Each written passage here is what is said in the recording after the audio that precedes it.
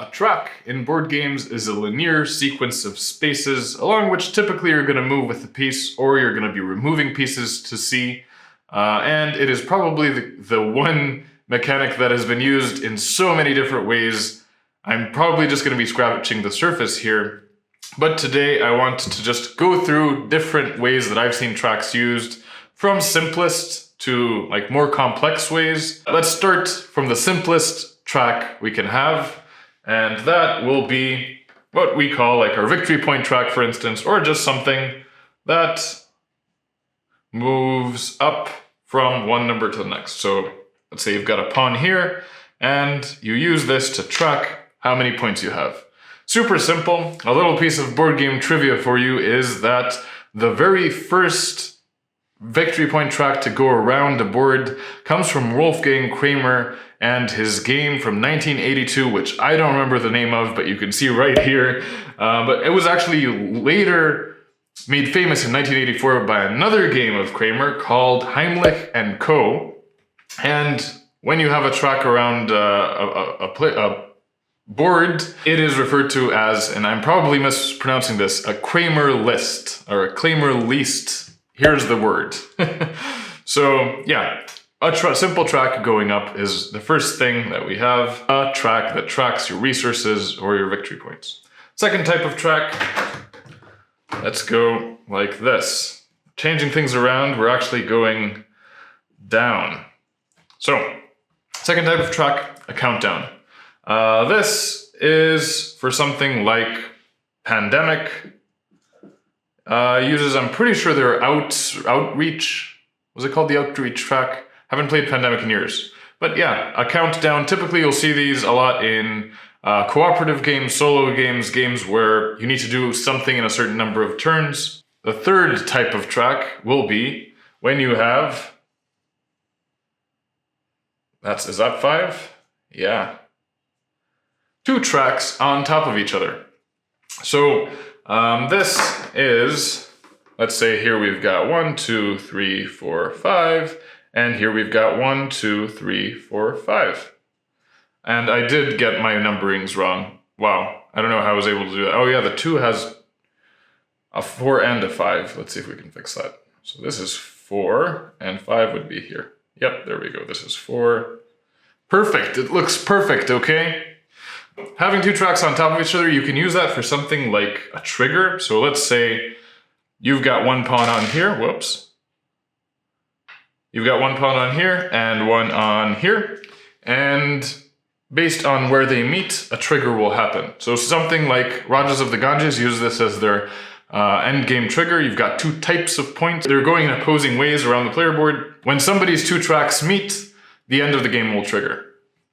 This shout out to a smaller game called Era of Atlantis. It uses this quite a lot. It's one of their main mechanics is that during the game you're kind of betting on where those tracks are going to meet, and if you're correct at the end of the game you're going to score extra points. It's a really, really interesting thing that they've done, and it's probably one of those games that you should check out and see how that works. Alright, the next type of track, next thing you can do with a track is you can reward your players with not just one type of resource, but with multiple types of resources. So you can just have a track where you are giving stuff away as you go up it. And I'm just gonna write R's here.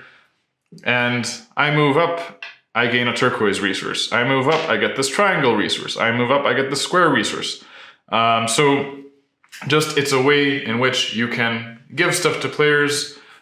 This can be seen in a lot of games. I'm pretty sure Clans of Caledonia had something like this. Also Cubitos, which we'll talk about later, because it also does some interesting stuff with tracks. But yeah, you can just reward players with, you move up 1 step, you gain a resource. And that way, you're giving away variable resources. 1 level up from that is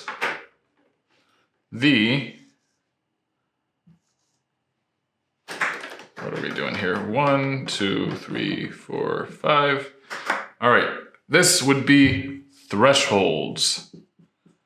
So the moment you cross a threshold, something happens. Maybe you unlock an ability. Maybe, like in the game Scythe, it unlocks a multiplier. So if you're in this threshold, you're going to gain ×2, and this one ×3, and so on. So it's almost like 2 tracks on top of each other, but based on where you are on the track, it's going to give you a multiplier. Multiplier. I feel like I'm saying that a little bit weird. Okay. So yeah, you can absolutely use your track for different thresholds, different abilities, and so on. Just unlocks. The moment you're above a certain threshold, you gain something. You'll see this in Dune Imperium as well. Let's write Scythe on here. Scythe popularity track is what that is called. Next, let's talk about a really interesting one, which is, again, going to be about thresholds. But here, let's do it in a different color. 1, 2, 3, 4, 5. And what we're going to do here is we're going to have these little thresholds, which are, let's do like this. And we'll have one on the 0 as well.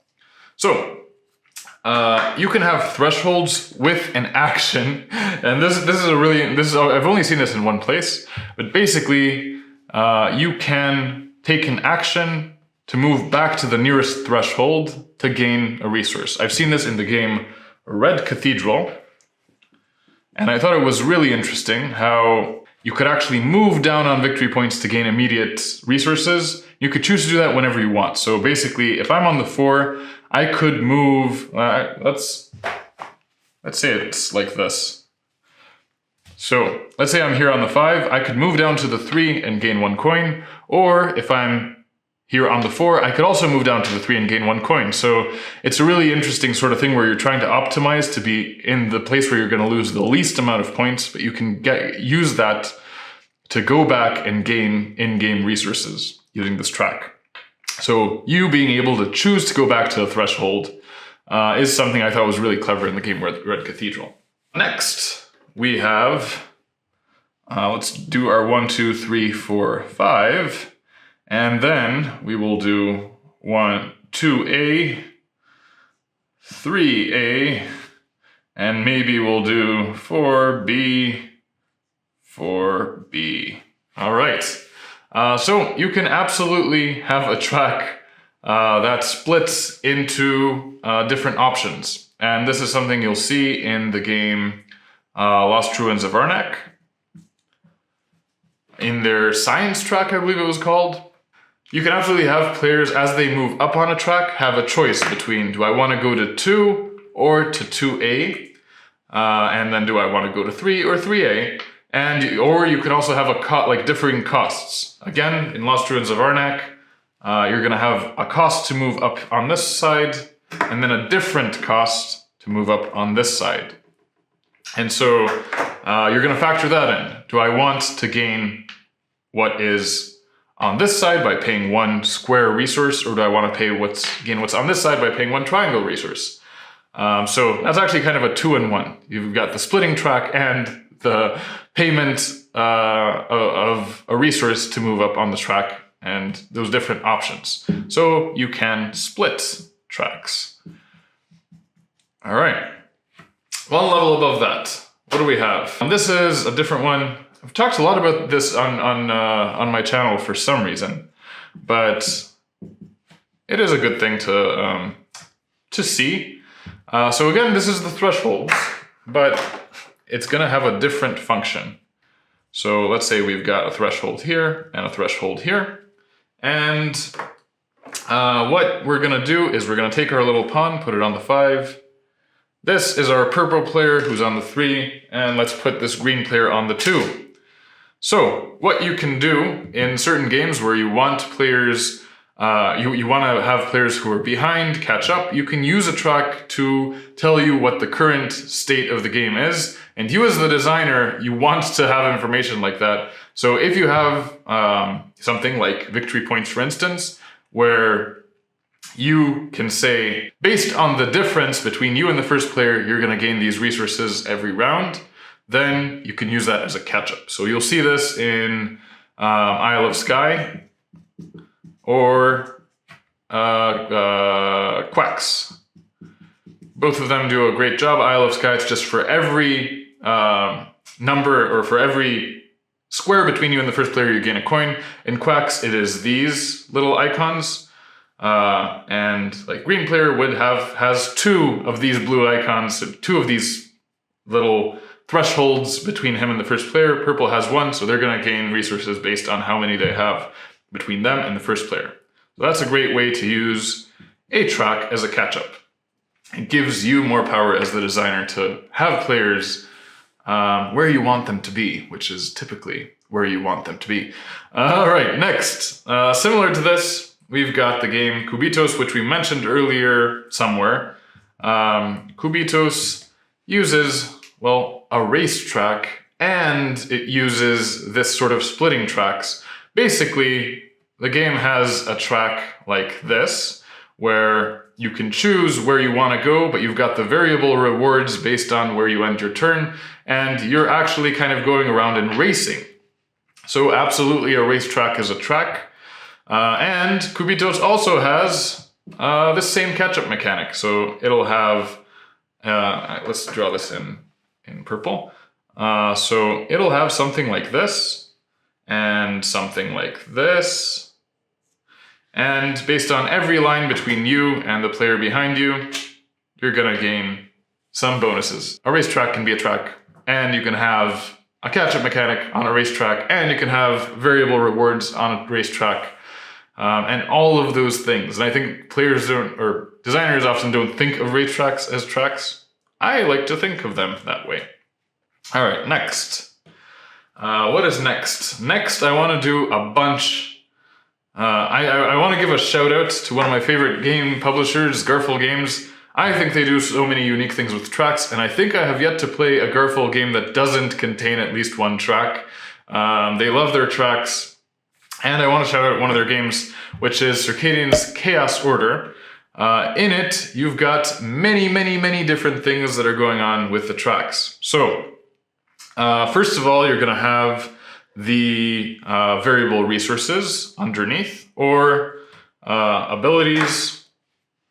So instead of you moving up on the track, they're going to have different building types. I'm just using some random components. Let's say something like this on their track. And it's actually going to do 3 different things. First, so let's say I want to move up on this track. We're looking at it currently from right to left. So this is the lowest number on the track. We are going to remove this component. Now, this component, we're going to have a choice of where to place it. So basically, you're taking it off one track, putting it in a different place. In Circadian's Chaos Order, that's on the map somewhere. It's a building. So you're unlocking a building. You're also gaining what's underneath this track, which it could be an immediate resource, it could be some kind of ability, and you're gaining the ability of that building. So many things and so many decisions. So which of the tracks do you move on, because you have multiple tracks? When you remove a piece, like which building, or where are you going to place that building, and like what ability is that building going to give you? And I just think it's a really interesting kind of mind-melting use of tracks that I've had a lot of fun when playing that game. These are some examples of how you can use tracks in your games. Hopefully you got inspired to use tracks in different ways. If you're making a board game and would like help, I am offering a free 30-minute consultation where we can get together and I can have a look at what you've got currently and give you some advice, and potentially we can work together on your game and make it the best thing it can be. That is my job. I'm a game developer and game designer, and yeah, I would love to help you out if you're working on a game. Thank you so much for watching. Goodbye.